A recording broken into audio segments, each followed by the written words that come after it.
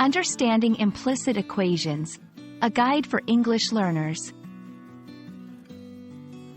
Hello, everyone. Welcome to our English language learning series. Today, we're going to explore an interesting mathematical concept, implicit equations. This topic is not only useful in mathematics but also in understanding how English can be used to describe complex ideas. So, let's dive into the world of implicit equations and discover their meaning and significance. An implicit equation is a type of mathematical equation where the relationship between variables is not stated directly.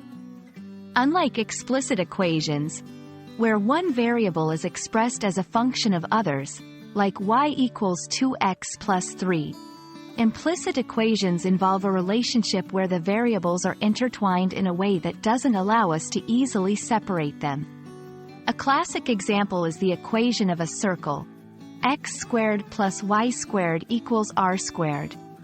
Here, both x and y are on the same side of the equation, interlinked, making it implicit. To understand implicit equations better, let's look at some examples. Circle, x squared plus y squared equals r squared. Ellipse, x squared, a squared plus y squared, b squared equals 1. Hyperbola, x squared, a squared minus y squared, b squared equals 1. These equations don't explicitly tell us what y equals in terms of x, or vice versa. They present a relationship where x and y are equally important and cannot be easily separated. Implicit equations are significant in many fields, from physics to economics. They allow us to describe complex shapes and relationships that explicit equations cannot. Understanding implicit equations helps in solving real-world problems where variables are interdependent and can't be considered in isolation. It's important to differentiate between implicit and explicit equations.